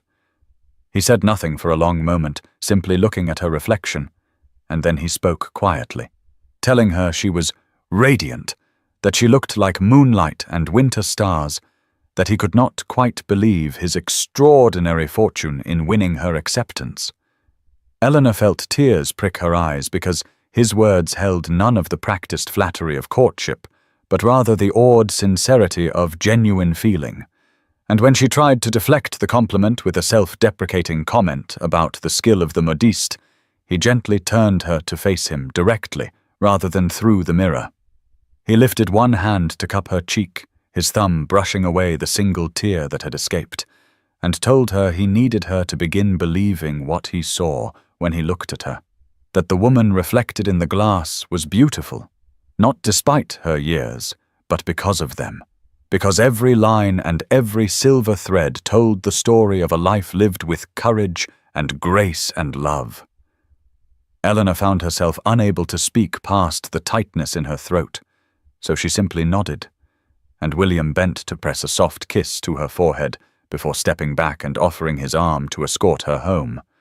As they left the shop together, Eleanor caught their reflection in the front window and for the first time saw what William seemed to see. Not a mismatched pair that defied logic, but two people who fit together in some essential way that had nothing to do with age or appearance and everything to do with recognition and genuine regard.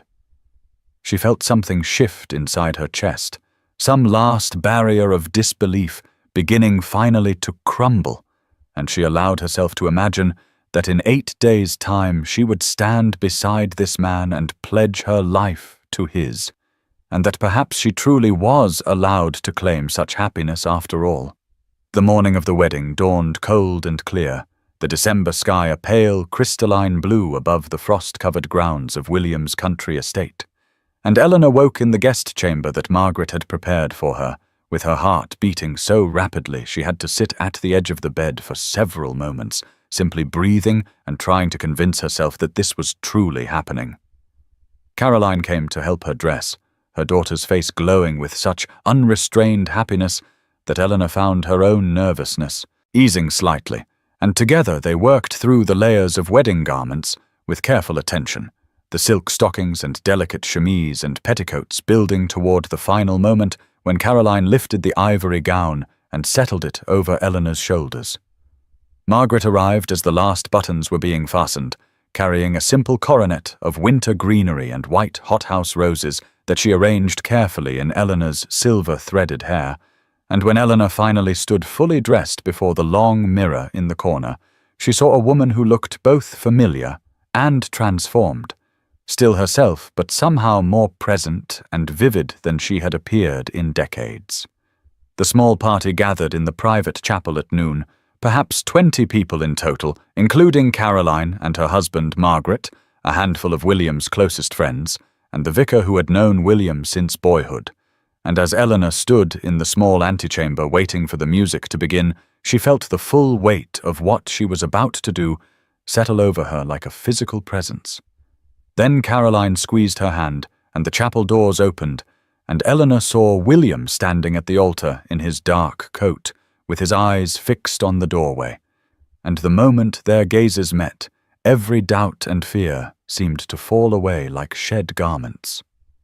She walked down the short aisle alone by her own choice, having been given away once before, and wanting this time to come to William as her own woman, making her own decision. And with each step, she felt more certain that this was exactly where she belonged. William's face as she approached held such open, tender emotion that Eleanor felt her eyes blur with tears. and when she reached his side and he took her hand in his, she felt the warmth of his grip anchoring her firmly in the reality of this extraordinary moment. The vicar's words washed over her in a cadence both familiar and newly meaningful, the ancient promises taking on fresh weight as she spoke them in her clear, steady voice, and heard William respond with his own vows, his eyes never leaving her face as he promised to love and cherish her for all the days of their lives. When the moment came for William to lift her veil, Eleanor held her breath, and as he drew the delicate fabric back and looked at her with such profound tenderness that she felt it like a physical touch, she understood with absolute clarity that he truly saw her exactly as she was and found her not merely acceptable, but genuinely cherished. He bent to kiss her with a gentleness that made her throat tighten, and Eleanor kissed him back with 20 years of loneliness and longing and newly discovered hope pouring into that single gesture. The wedding breakfast afterward was a warm, intimate affair in the estate's smaller dining room, conversation flowing easily and laughter coming frequently, and Eleanor found herself relaxing into the celebration and accepting the genuine affection being offered by this small gathering of people who seemed truly happy for their union rather than scandalized by it. The wedding breakfast concluded as the winter afternoon light began to fade, and Eleanor found herself being escorted by William through the quiet corridors of his estate toward the private apartments that would now be hers as well as his. The reality of what was about to happen settling over her with a mixture of anticipation and nervousness that made her hands tremble slightly where they rested on his arm. He had dismissed his valet, and she had sent away the lady's maid Margaret had assigned to her, both of them wanting privacy for this most intimate of transitions, and when William opened the door to the ducal chambers, Eleanor saw a fire burning warmly in the grate, and candles casting soft golden light across furnishings that managed to be both elegant and welcoming. He closed the door behind them, and for a moment they simply stood looking at each other, husband and wife, now in law and in sacred vow, but not yet fully joined. And Eleanor felt her breath come quick and shallow as 20 years of untouched skin and unmet longing rose up to meet this moment of permission and possibility. William approached her slowly, giving her time to adjust to his nearness, and when he reached up to remove the coronet of winter flowers from her hair, his fingers were completely steady. Even as Eleanor felt herself shaking, each pin he drew free, releasing another section of silver-threaded brown until her hair fell loose around her shoulders in a way no one but Caroline had seen in decades. He told her softly that she was beautiful, that he had been imagining this moment since the day he first touched her hand at the assembly, that he wanted her to feel safe and cherished and free to tell him anything she needed as they learned this new language of physical intimacy together. Eleanor felt tears prick her eyes at his gentleness and managed to whisper that she was simply nervous, that it had been so very long, that she feared she would not remember how to be a wife in this most fundamental way. William smiled and cupped her face in both his hands, his thumbs brushing away the moisture at the corners of her eyes, and told her there was nothing to remember, because this was not about reclaiming something lost, but rather about discovering something entirely new between the two of them specifically. He kissed her then with more depth than he had permitted himself before, and Eleanor felt something unlock inside her chest as she responded with growing confidence, her hands coming up to rest against his chest, where she could feel his heart beating as rapidly as her own. The undressing was slow and tender, each layer of clothing removed with care and accompanied by soft words and softer touches, and when Eleanor finally stood before him, with nothing to shield her aging body from his gaze, she felt vulnerable in a way that went beyond mere physical nakedness. But William looked at her with such obvious desire and reverence that her instinct to cover herself gradually faded, and when he traced the curve of her shoulder and the line of her collarbone and told her she was exquisite, she found herself beginning to believe that perhaps he truly saw beauty where she had seen only decline. Their joining was gentle and unhurried, William attentive to every response, and Eleanor gradually relaxing into sensations she had nearly forgotten. And the physical pleasure was profound, but somehow secondary to the emotional intimacy of being fully known and fully accepted by another human soul. Afterward, they lay entwined in the firelight, talking quietly about everything and nothing, and Eleanor realized with wonder that she felt more at home in her own skin than she had in 20 years of solitary existence. 5 years had passed since that December wedding, and on this particular spring morning in 1824, Eleanor stood at the window of the private sitting room she shared with William in their Derbyshire country estate, watching her husband walk across the lawn with Caroline's 2 young children, one hand holding 4-year-old Margaret's small fingers, while 6-year-old Thomas ran ahead pointing excitedly at something in the garden. The sight filled Eleanor with such profound contentment that she had to pause and simply breathe in the reality of her life. This life that had seemed impossible just half a decade earlier, when she had been invisible and resigned to permanent solitude. She was 47 now, her hair more silver than brown, the lines on her face deeper and more numerous, and yet she felt more beautiful and more fully alive than she had at 20, because she saw herself now through the lens of William's steady, devoted gaze, and had learned finally to accept that love was not contingent on youth or flawless skin, but rather on genuine recognition of one's essential worth. The years of their marriage had been profoundly happy, in ways both large and small, the large moments of social acceptance as society gradually adjusted to their union, and the small daily intimacies of shared meals and conversations and physical affection that still made her heart quicken when William touched her hand across the breakfast table. She had grown into her role as Duchess with more confidence than she had thought possible, discovering that her years of managing a household on limited means had given her skills that translated well to overseeing a large estate. And William treated her as a true partner in all decisions, consulting her opinion on everything from crop rotation to tenant concerns. They had established a pattern of spending springs and summers here in Derbyshire and winters in London, and Eleanor found she actually enjoyed the social season now that she attended as William's wife, rather than as an invisible widow, her presence validated by his clear devotion and her own growing assurance that she belonged in whatever space she chose to occupy. Caroline visited often with her growing family, and the relationship between mother and daughter had deepened into genuine friendship. Now that Eleanor was no longer solely defined by maternal duty, but had her own full life and partnership. William appeared now at the sitting-room door with both children, Thomas chattering about the frogs he had found in the pond, and little Margaret demanding that Grandmama Eleanor come see them immediately, and Eleanor laughed and allowed herself to be pulled outside into the warm spring sunshine. William caught her eye over the children's heads and smiled at her with such warmth that she felt it like a physical touch, that look that said he saw her exactly as she was and treasured every aspect of what he saw. Later that evening, after Caroline and her family had departed and the house had settled into quiet, Eleanor and William sat together in their private sitting room as was their custom, she with her embroidery and he with his book, their chairs pulled close enough that their knees touched in comfortable intimacy.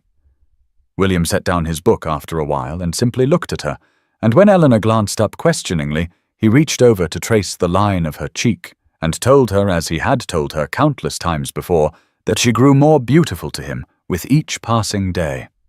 Eleanor settled into her chair by the fire that night after William had fallen asleep beside her, their bedroom quiet except for the sound of his steady breathing, and she found herself tracing back through the extraordinary journey that had brought her to this moment of such complete and unexpected fulfillment. She thought about the woman she had been 5 years earlier, that invisible widow who had believed her life was essentially over, except for the vicarious joys of watching her daughter flourish, who had accepted society's judgment that a woman past 40 with silver in her hair and lines on her face had nothing more to hope for than dignified obscurity. The transformation she had undergone was not physical, though she carried herself differently now, with confidence born of being cherished, but rather a fundamental shift in how she understood her own worth and possibility. William had given her the gift of seeing herself through eyes that found beauty in exactly the things she had been taught to hide or regret. And in accepting his love, she had learned finally that value was not diminished by years or determined by smooth skin and bright eyes, but rather deepened by experience and authenticity.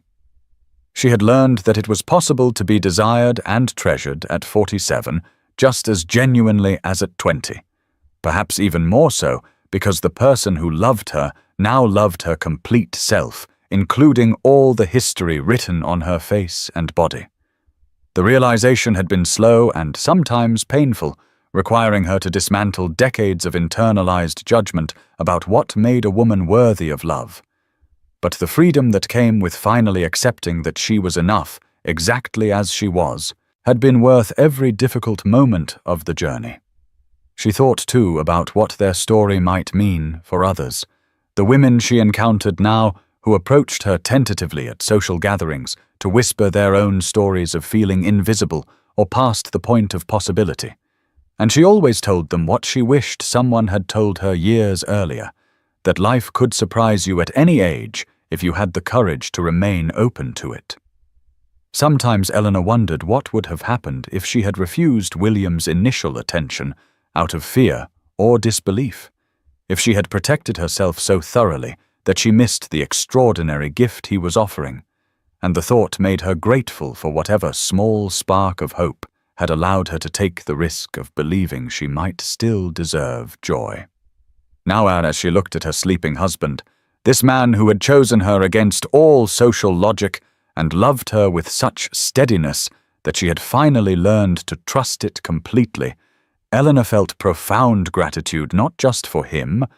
but for herself, for the woman she had become through accepting his love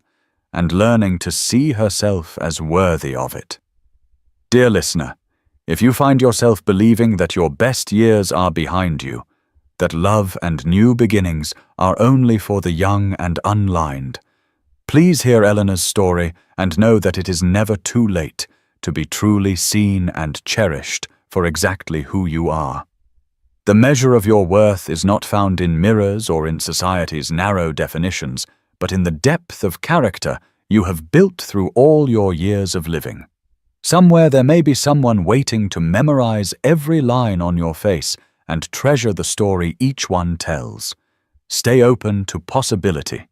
Choose hope over resignation. You deserve love and joy and new chapters regardless of your age.